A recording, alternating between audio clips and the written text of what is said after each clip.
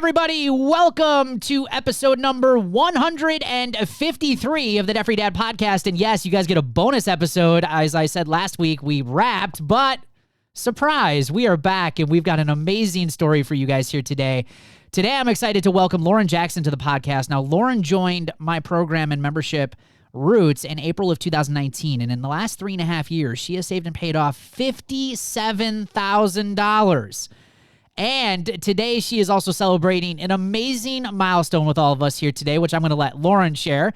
But today she's here to share her journey, what changes she's been able to make over the last 3.5 years and really what those changes have done for her financial life. And so excited to have her on the show. You guys are going to get so much motivation out of this, especially going into 2023. And I can't wait to share. Stay tuned. Welcome to the Debt Free Dad podcast, where we're helping normal, everyday people learn how to save money and kick debt so they can live a happier and stress-free life. Now here's your host, Debt Free Dad, Brad Nelson. Hey, how's everyone doing today? You can find me on Facebook, TikTok, YouTube, and Instagram. Just search Brad Nelson, Debt Free Dad. And as always, I'd love to connect with you guys on some of those social platforms. And remember to get all the resources, show notes, and links for today's show or anything on our podcast. You can head over to our website at balancesense.com/153. That is BALANCEDCENTS.com/153. And as I said in the introduction, guys, so excited to welcome Lauren to the show. And Lauren is 31 years old and living with her boyfriend of 5 years in Raleigh, North Carolina. They have one dog. And she says she enjoys adrenaline rushes such as skydiving and scuba diving. But also on the flip side, Lauren says that I need some quiet time for reading and a good fiction novel as well, which is awesome. Lauren, hey, I'm so excited that you were willing to come on so last minute and to share this just amazing journey that you've had here in Roots. How are you? Yeah, no problem. I'm honored to be here. It feels so good, to share my announcement and, to really share everything with everyone. I'm going into the holiday season, just really confident and feeling good about everything. Yeah, that is awesome. So one question I do have that's not money related though. Sure. So skydiving, how much skydiving do you actually do? So I've been 4 times in my entire life, and that's all, privatized, like different places. I will say that I probably would have been more, but my boyfriend is the complete opposite, and he is a land lover. He does not do the ocean that much, nor does he do the clouds. So unfortunately, not as much as I would have liked. But, I started, my first jump was in Hawaii. Okay. And I feel like I kind of started at like one of the best places you could skydive. And then, I've been in Baltimore and then a couple places in Florida as well. So, my view was great. And then, a couple other ones were just kind of average. But I have a life goal of jumping in Saudi Arabia, not Saudi Arabia, Dubai. Okay. And seeing, their architecture and their land layout from above. So, yeah. That's where I'm at with my skydiving adventures. Yeah. And Dubai is the area. Don't they have like the palm tree thing that they did in the ocean? Exactly. Yeah. That's the goal. Yeah. So awesome. Yeah. I'm kind of probably with your boyfriend. I think at one time before I had kids, I may have attempted it, but now I've like reached the age of 43 and my mortality is really real now. We have to keep it low risk. Yeah. And I'm already on blood pressure medicines. It's like, maybe I probably shouldn't be doing that, but that's too funny. And it's funny you say that because, the first time that, I jumped, a lot of things are going on, so your brain is definitely doing a lot. But the second, third, and fourth times, because I knew what to expect, I was actually able to relax more and enjoy it. Right. Versus being like all scatterbrained. So if anyone's listening and you want to know if you should do it or not, please do it. It's the most amazing feeling in the world. I can't even describe it. So. Yeah, that is super fun. Now you have something super amazing too to announce, and I just want to kick the show off with that announcement. So you recently shared this in Roots here about a week or so ago. Can you share what milestone you've reached? Yes, I am officially debt free. Yeah, that is so awesome. And such a huge congratulations. And Thank you. I told Lauren, she's been in the program since 2019 and earlier this spring, she had said, I'm in the home stretch, and I kind of, knew it was going to be coming eventually. And it's always an honor for me to see our Roots members share this, because this is what we're all about. This is what we try to get people to, is whatever their version of financial freedom is, and for you to reach that. It was just such an exciting day, and you got so many shout outs from our Roots members. And I was so glad that you came on and joined us. So before you reach debt freedom, though, can you share, what were you struggling with many years ago before you got started in this? Like, what prompted you to kind of go on this journey and maybe to do something different with your finances? And maybe let's just start there. Yeah. So I was in a really unique situation, one that I had never been in my whole life. I actually left a job 2 months before joining Roots, and I did not have another job lined up. The environment was incredibly toxic. And long story short, I, called my boyfriend one day at 8 a.m. crying because I was so upset. And he said, you know what? He said, whatever we need to do to get you out of that job, we will do it. Yeah. And he said, put in your notice. Well, he didn't directly tell me what to do, but he said, if that's what you want to do, yeah, you have my support. So I said, okay. So after making that very big decision of not having a stable income and only doing side gigs, which was my pure romance business, and then I also picked up doing like grocery delivery and things like that. Okay. I said I needed a plan, and Roots had dabbled on my feet a couple of times from other people that I knew were in it. So I decided that while I have a income that is not a check every 2 weeks, and limited amount of savings, that I needed a solid plan going forward. So I didn't end up in a situation like I was, where I'm forcing myself to work for the paycheck and being miserable. So that's definitely what kicked off me saying you need a plan, you need something that's proven as well. So looking at the results and knowing that this wasn't just a couple of tips, that it was a program, it was proven, that's what made me take the leap to join. Yeah, I love that. And I love that you recognize the fact of the connection between career and finances, because I think, even me, I went through that myself, is that, the job itself wasn't bad. I had a great boss, great manager, great opportunity, but at the same time, I grew out of the opportunity, and I kind of just was like, I needed to do something else, but I didn't afford myself the opportunity to make a change because I was so deep in debt. Right. And then what happened is I got stressed. I got more stressed about work. I started to really not like going to work anymore. And it just, again, probably similar, different situation, not so toxic, but just wasn't so satisfying. But then once I got out of debt, it started making me realize, like, once you get your finances under control, you open yourself up for the opportunity of making different choices, because you're not so tied to the salary that you're collecting. Right. Yeah, exactly. So I love that you recognize that. So was there anything else that you were struggling with besides that debt itself, or was anything like, causing stress, even with the salary that you were making at that job? Do you feel like there was anything that was challenging with your finances at that time? I don't think I really understood how to save or what to save for. I equated having a good job with having good finances. And that is not the case at all. That I learned shortly, a couple of years following. But yeah, so saving for large expenses, savings in general, saving for, these small emergencies and things like that. I really didn't. I thought I knew that, if I have a couple extra $100 that I was, set. And then also, I didn't really understand the value of a dollar very well, or the value of the future dollar. So just more like money related concepts. Right. So I would say, struggling with savings, but also just looking back, I did not have the understanding that I thought I did. Yeah. Yeah. And I think that's where most of us come from. I think that's, I would say, resounding across the board, with the members that we have come on and share their journey. It's a lot of it is just a lack of education, lack of a good, healthy financial mindset. And I think, money is such a taboo topic. We don't talk about it a lot.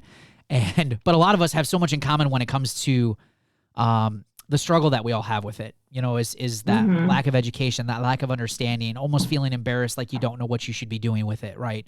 And I love that you were able to obtain that here inside Roots. Now, saving and paying off, I mean, these are some wild numbers. Now, can you share real quick, because I know I announced it, but I wanted you to share because they're your numbers, but can you share real quick what you saved and paid off?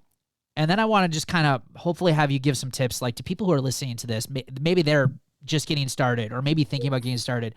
They might be thinking like, how the heck did she do this? Like, and I want you to kind of share what were some of the things that made the biggest impact for you in reaching these numbers over the last couple of years? Yeah, so of those numbers you shared, the bulk of it was debt. So around 47,000 was my student loans. That was my master's degree that I decided to sign up for because I didn't understand what debt meant. I thought that was my only option. And then the remaining, the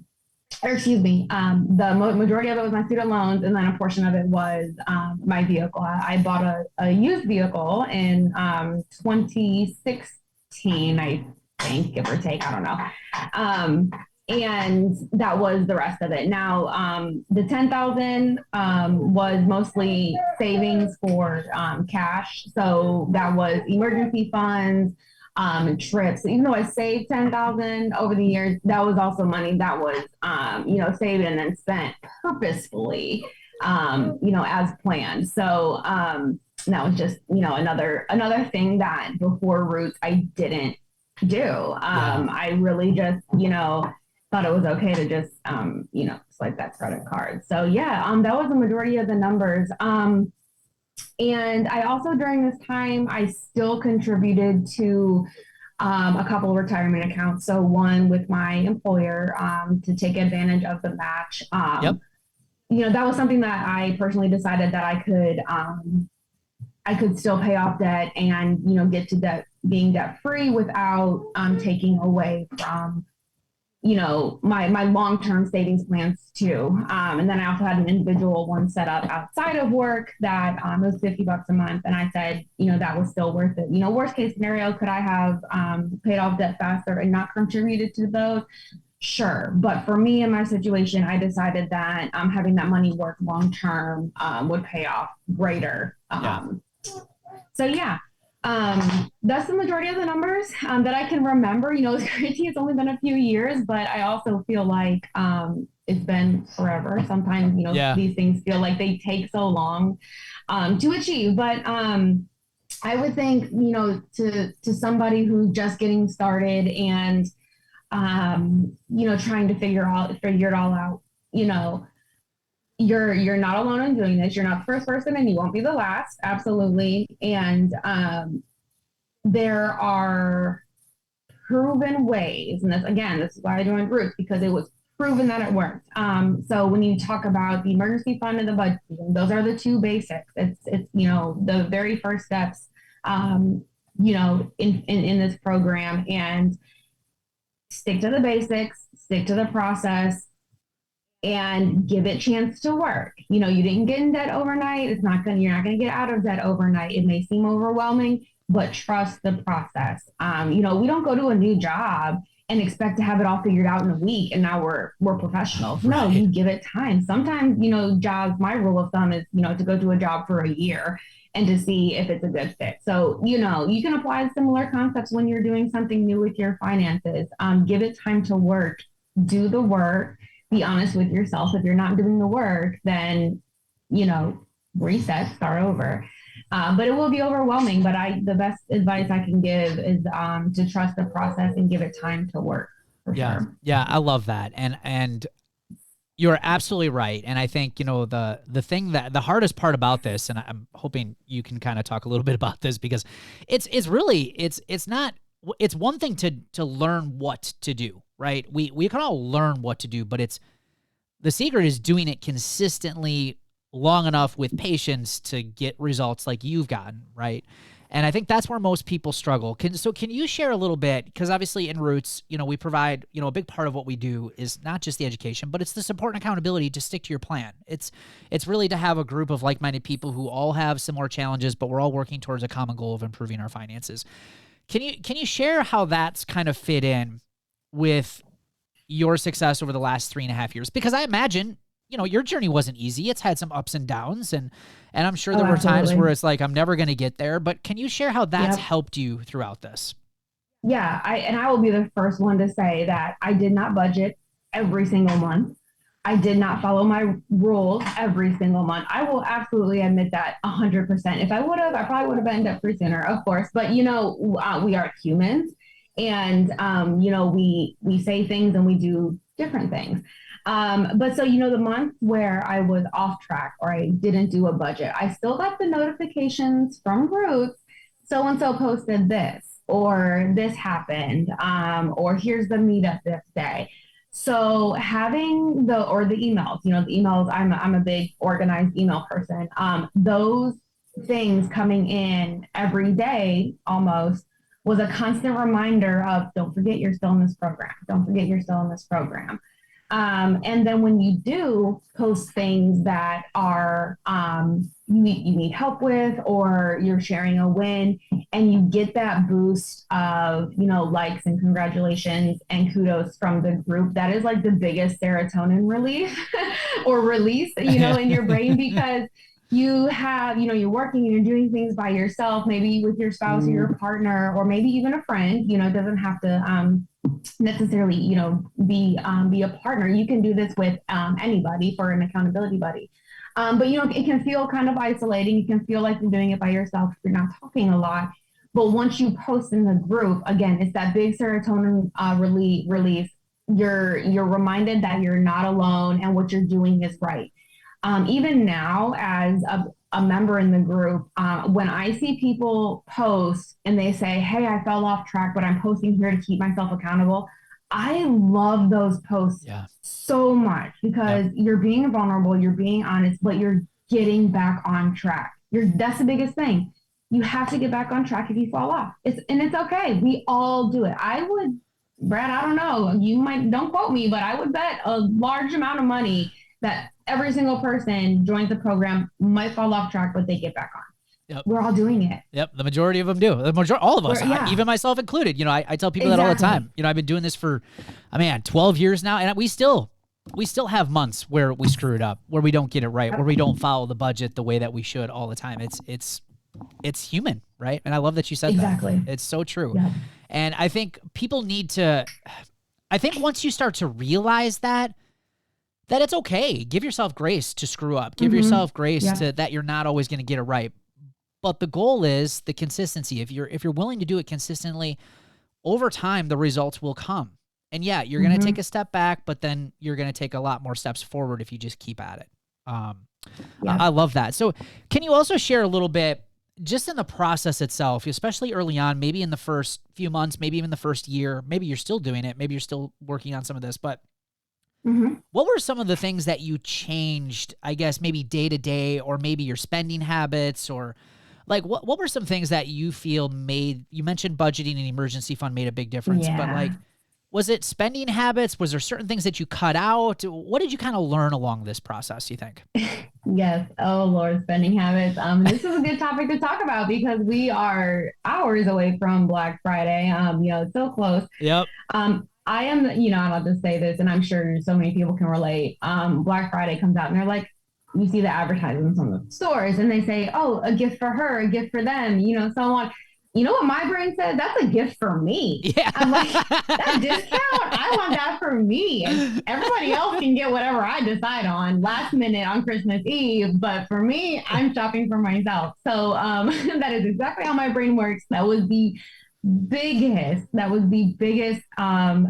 contribution for me to being debt free, is changing my spending habits. I'm also a person that every time I leave the house, I feel like I need a treat.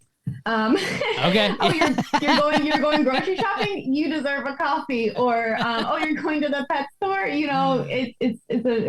I still struggle with it, because I do better, but it's something that I think is so ingrained in my body and in my mind that it is the hardest thing to break. So what I did to help change this habit, a big thing for me was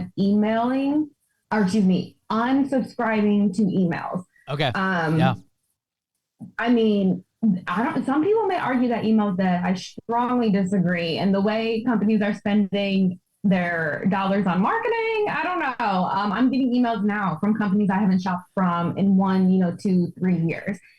Unsubscribe, because if I don't see it, I won't think about buying it. I didn't need it before they sent the email. And if there's something that I need that is so specific, I can go to that store's website and I can see what they have going on. I don't need the email pressure to read this email, see what the deal is, so on and so forth. Yeah. Another thing I unsubscribed from was subscriptions. They're fun, they're great, they're surprises, you get them in the mail, so on and so forth. But for me, they can be deadly to your budget, especially if you don't remember that you signed up for one, because it was 1 a.m. on, a Tuesday and you couldn't sleep. So I don't know, somebody might have done that. Maybe it was me. But, the unsubscribe of out of sight, out of mind, and the money's in my bank still. Those were the two things to really contribute to changing my behavior, because I recognized that those were the things that made me spend the most, was these emails, so on and so forth. I would say the last one that really contributed was to stop being such a lazy cook and to start cooking more at home. And I think the number one thing for a lot of people is we're busy, we're running errands, we get home, it's 8:30, or we're on the way home, it's so late, we need to eat, so on and so forth. One thing that I'm doing now that really helps is the meal services where they mail you everything. Oh yeah. And then you cook, and so most meals are like 30 minutes. And I said, okay, this is something we need. We need it to be quick. We need it to be simple. And it is saving us money because we're not eating out and we're not wasting food. We would go grocery shopping, but the produce, it would go to the graveyard, which is, the crisper drawer. Yep. I don't know why they call it the crisper drawer. It's definitely where the produce goes to die.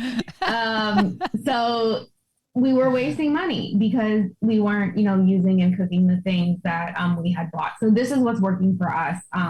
And our eating out bill is where it should be. Yeah, for sure. I love that, man. Those are some great tips for all of you guys listening to this one. I think the one that will make a big difference for sure is the distractions. And I think sometimes we don't really quite understand, just how many distractions we're dealing with throughout the day. I mean, you think about email, you think about text message marketing, you think about social media, which is huge. If you listen to the radio, you listen to television. Heck, even hanging out with friends and family and hearing the stuff that they're doing and buying. Definitely. It is distraction after distraction. You are constantly in a battle for your financial life and throughout the day, right? And if you don't have that plan, it's so easy. It's so easy. You mentioned going out to eat. I mean, it is so easy to spend money on going out to eat because it's everywhere. Food is literally everywhere. It is everywhere you go. It is so easy to open up your wallet, especially if you're hungry and you're starting to get hangry like I do. Oh gosh, I do too. My boyfriend will say, what do you need? Do you need at the gas station? What do you need? Anything to avoid the hangry one. He will do it. It's so funny. So talk to me a little bit about your relationship. Has this had any impact, or what does your boyfriend think of this? How is he with his finance? How does that interact with all this?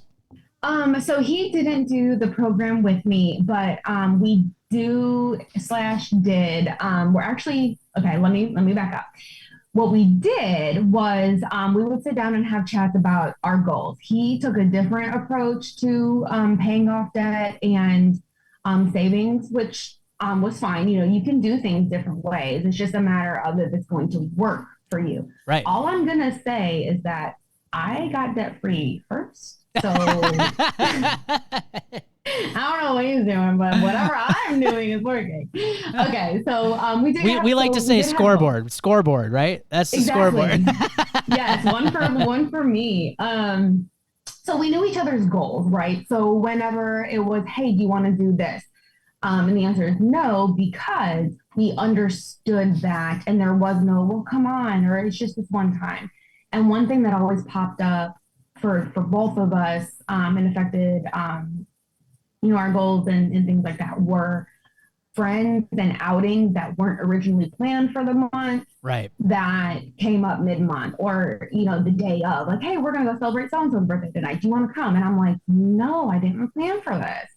So us both being on the same page and knowing that we have goals, it was easier to say no, say no as a couple to things, and not have the argument.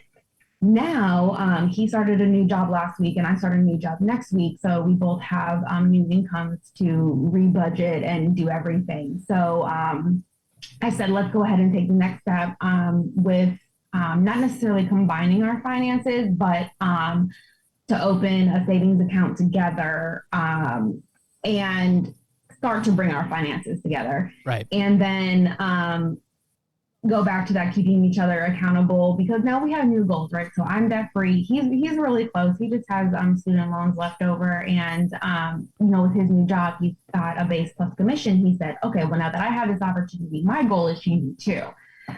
So we just got to sit back down and reassess, so that way we can continue to support each other. I know a lot of times, couples want to do the same thing and take the same approach, but I think we're a good example of how you can do things differently, but still have goals together, and still respect doing things differently. But again, I still have one point. So yeah, I think you're absolutely right. I think the big key is just communication. And I think, if you can establish good communication and respect for each other's goals and what you each other want to achieve, like, you can go so far in your relationship. I love that. Yeah. Oh yeah, definitely. In the month where we missed and we didn't sit down and talk with each other, there was definitely more friction of, I want to do this. Why don't you want to do it? So yeah, right. It's definitely beneficial to keep that line open. Can you share a little bit about, obviously numbers are great. Mm-hmm.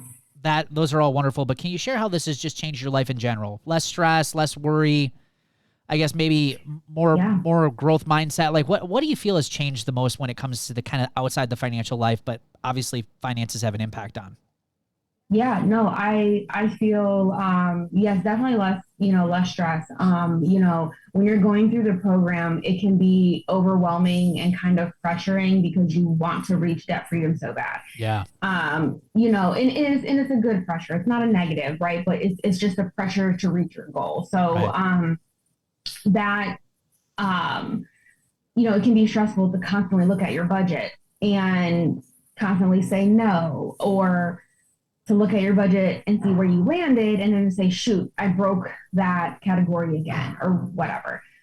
So that kind of stress certainly is, no more, not, again, I'm not saying I'm perfect, but with doing the things consistently, you'll start to see that those stressors become less and less over time. Yeah. So certainly less stress. And now, I just feel like, I think you mentioned something along this earlier. I just have the choice. I have the power. Like I do feel more powerful, or, gosh, I love getting a credit card thing in the mail. I rip that sucker in half so intensely because I'm like, no, I don't need you. But I feel like I have the choice, and I'm not restricted by, can I afford it? I already know if I can or not. Yeah.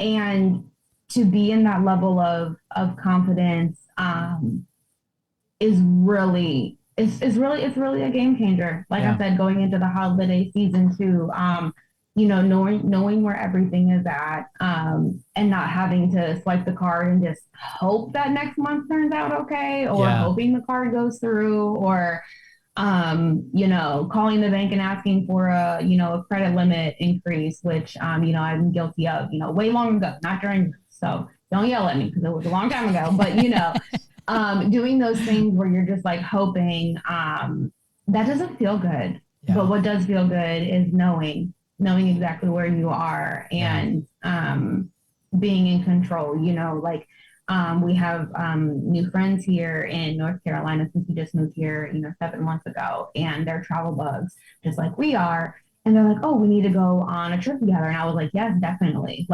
Because I already know that I can afford that, or I already know that I can do that. And so when I'm saying yes, I'm meaning it. Yeah. It's not just, oh yeah, sure, that sounds good, we'll do that. It's like, no, I'm actually gonna like book the flights next week if you're serious. So Right. um the ability to have that confidence in conversations, with him as well, with Greg, my other half, really changes how I feel about it. You brought up some new friends because obviously you said you're kind of in a new location. You guys are starting Yes. over with some new jobs and new opportunities, which is Mm-hmm. really cool. But have you shared any of this with anybody in your social circle about what you've been able to do and what you're kind of working on, and what's been their kind of feedback, if so? Yeah. So, originally I shared with a couple of people when I started seeing results for myself from Roots. That's really when I started sharing because at first I was hesitant. So, I didn't want to share a whole bunch Yeah. if I wasn't sure or if I couldn't say anything for myself, proven results and whatnot. But so I did start sharing information with them. A couple of people, their immediate response was, oh, well, that's good for you, but I could never do that. Yeah.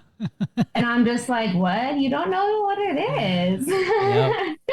And it just, it's kind of disheartening when you hear your, friends and family say those things because you're like, no, if I can do it, certainly you can do it.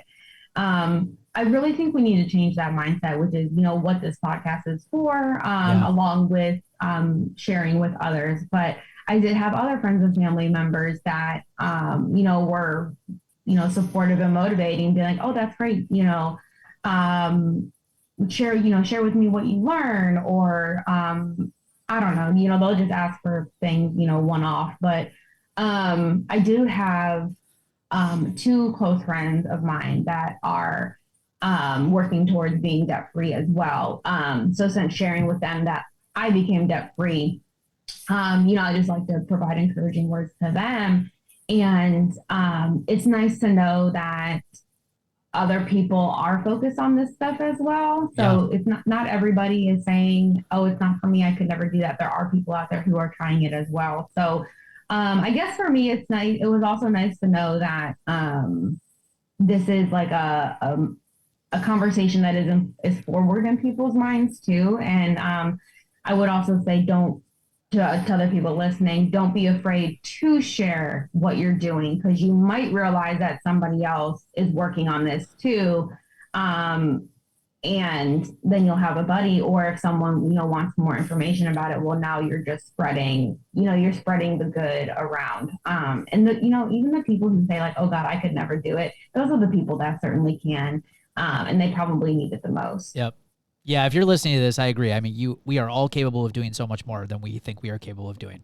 It's finding the right support system and the right tools, and just having the accountability and support to keep going. But you're totally right, and I love Lauren, that you had some people that you could relate with, because I think that is huge. That's such a, I think that's what most of us are missing, because paycheck to paycheck living is just so common. Most people, they're not really making their finances a priority, and overspending and overconsumption is the norm, right? Yeah. And so when you don't want that anymore, finding that support is just huge. I love that you were able to find that, and that's just so important. Now, I got two more questions for you.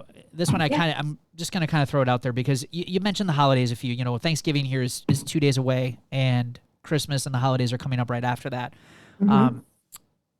Have you reached a new level of contentment in your life, do you think? Can you talk about stuff and things like you mentioned, spending habits and things like how has there been a new level of contentment where you're more, I guess, concentrating on what you have versus what you don't? Like, how has that changed, do you think, throughout this process? Gosh, yes, absolutely. And I will say it's funny. A key contributor to not having things, especially around the holidays, is the fact that Greg doesn't celebrate Christmas in the traditional way that we may think of. So the gift buying and things like that. Sure. And that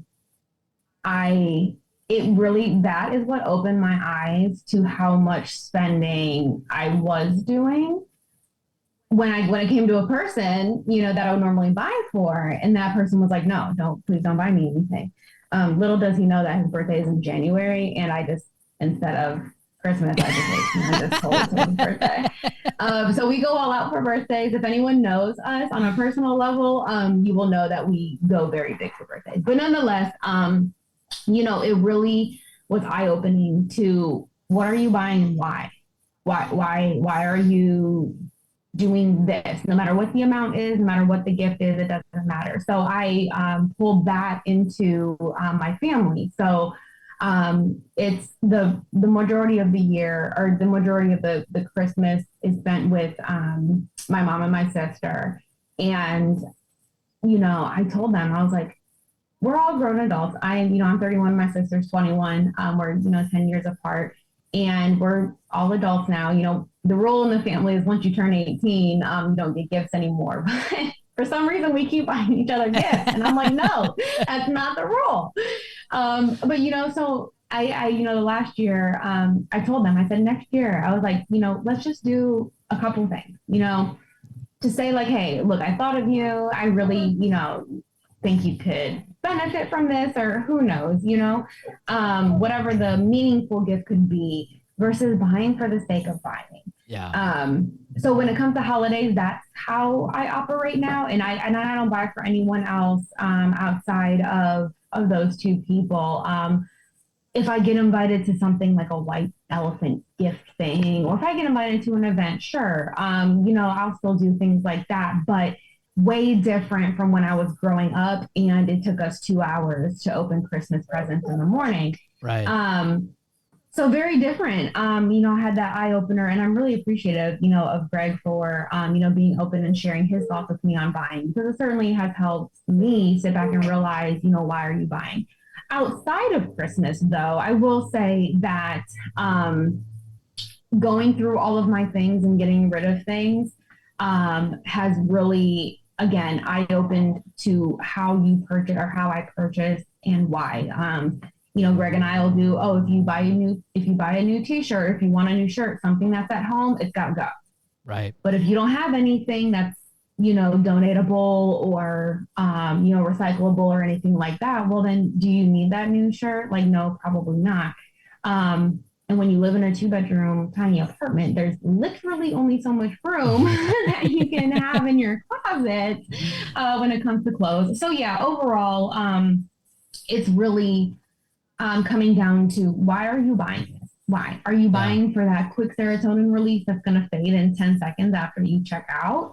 Or do you really need this? And if you do need it, is there anything else that, can go, and that's just also to help keep the clutter down. So, yeah. And then once you start being more intentional with your purchases, I think you'll find, I think a person will find that, you don't need a lot of stuff. Yeah. You don't need multiples of things, so.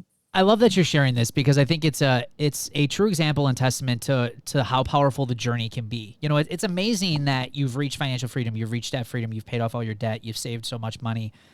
Mm-hmm. But how it's changed your mindset along the way is what's going to continue to give you the results for the rest of your life. And, you had mentioned, we want to reach debt freedom right away. Once we start, like, it can't happen fast enough, right? We're so impatient, like, we just got to get it done. But what people tend to forget is that the results, the real long-term results, come from what you learn during the journey of getting out of debt. And that, what you learn, you can take with you for the rest of your life. And that's where the real life-changing stuff begins to happen. So it's like you've put in all this work for the last 3.5 years, but what you've done is you've set yourself up for fantastic success for the rest of your life because of the mindset changes and the way you view money now. And it's just incredible. It's so exciting to hear you share this and have been able to watch you along the whole way. It's so cool. Yeah, no, I agree completely. The mindset that I have now, it's always going to be a work in progress, I think, especially as our, marketing people in our world get really creative.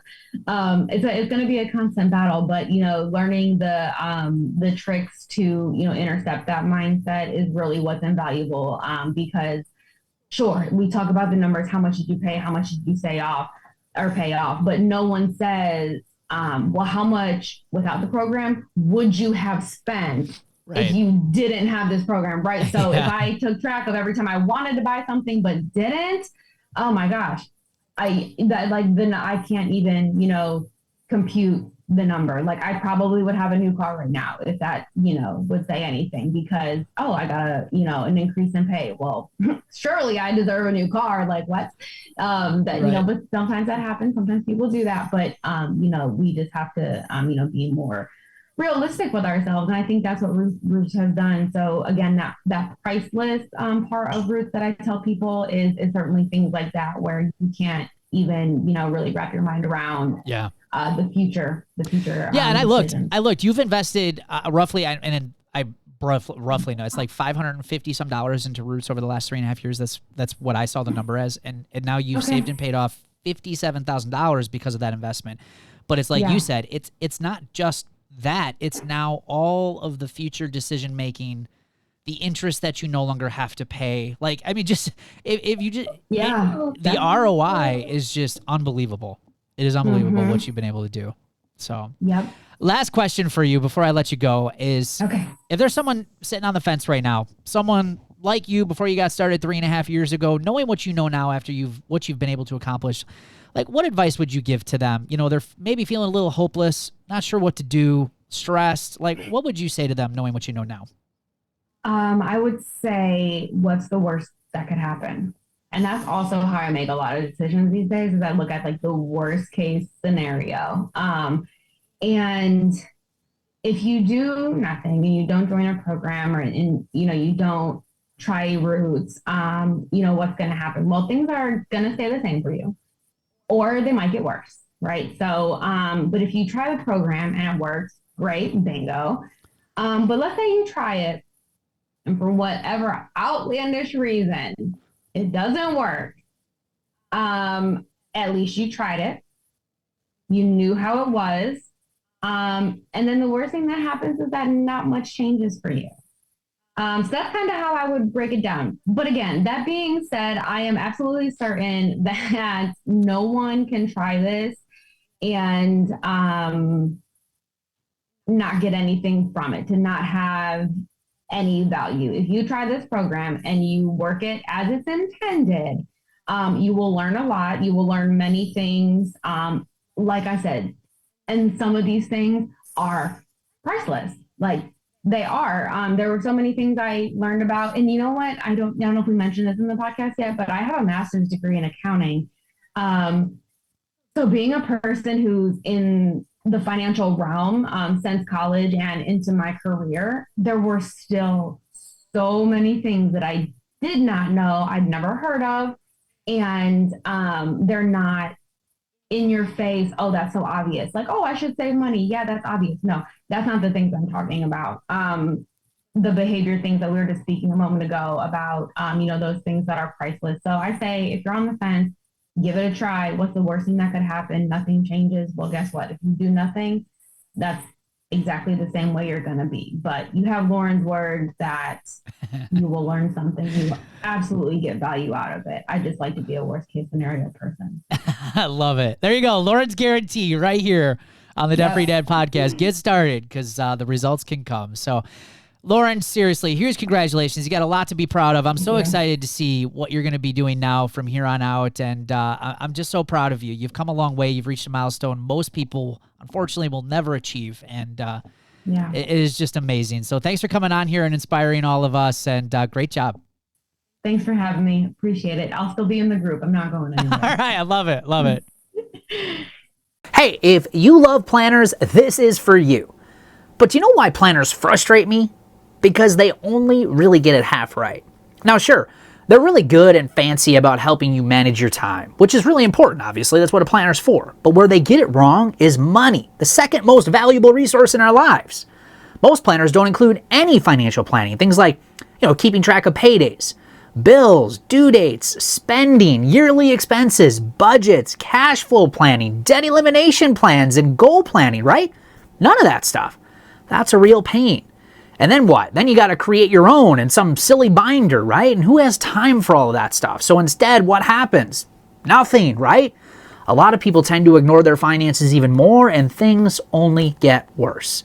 Well, that all ends today because I am so excited to announce and release my brand new, totally awesome Debt Freedom Planner. This thing's awesome, by the way.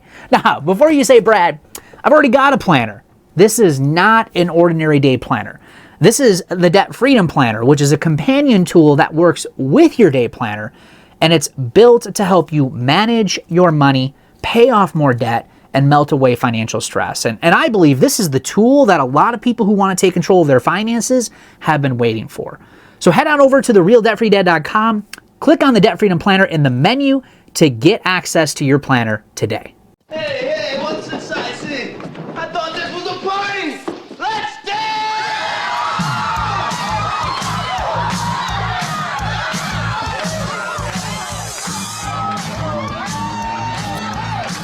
All right.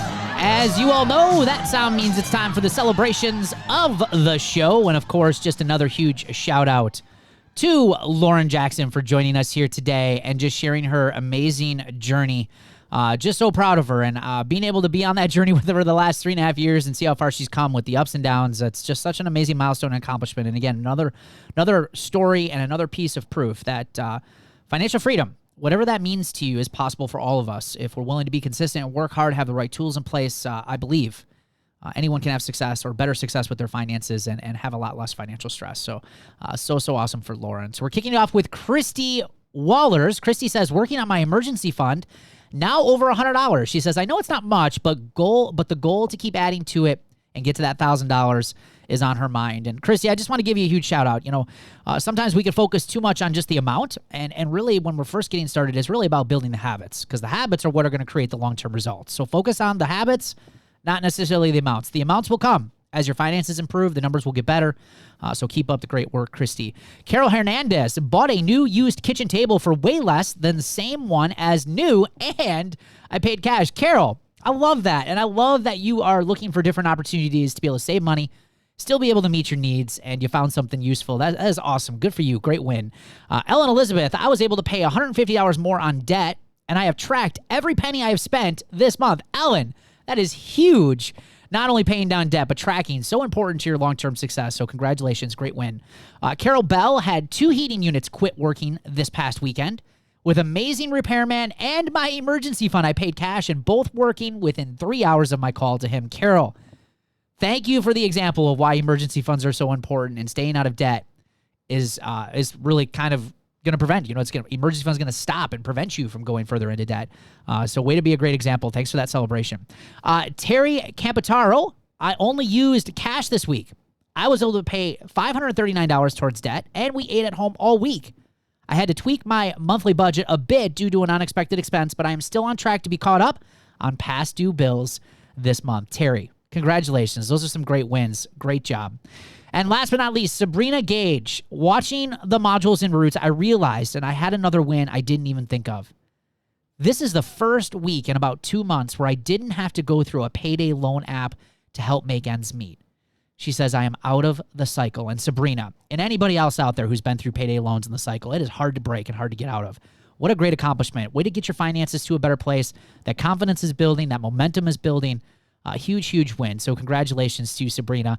And congratulations again to all of you who are out there working your way to less financial stress, which is totally possible for each and every single one of us. Hey, if you're just getting started with our podcast, or maybe you've been listening for some time and you're interested in how you can get started on the road to financial freedom, hey, visit our website at balancesense.com and sign up for my free Life Without Payments workshop, where I'm actually going to show you the first steps that have helped tens of thousands of people, just like you and I, kick financial stress and worry for good. And as always, guys, thanks for hanging out with us here today. We absolutely love your feedback, and it really does help grow our podcast. So please leave us an honest review. Send us an email. Let us know what you think. What show ideas do you have? We'd love to hear about them. We also read every single one of these, and they make a big impact here in helping us develop and improve this podcast over time. And as you guys know, this podcast is here to help you live a happier and stress-free financial life. So if you know someone who could benefit from our show, hey, please give us a share. We appreciate you guys, and we will see you guys in an upcoming episode. Take care. Hey, thanks for hanging out with us here today. We love your feedback, and it also helps us grow our YouTube show. So please give us a like or leave us some honest feedback on this video. And if you want the latest from the show, obviously be sure to hit that notification bell and subscribe to our channel. And for the latest resources, or if you want more information on how to kick debt and financial stress, please be sure to check out the links in this video or head over to therealdebtfreedad.com. We'll see you guys on an upcoming show. Take care.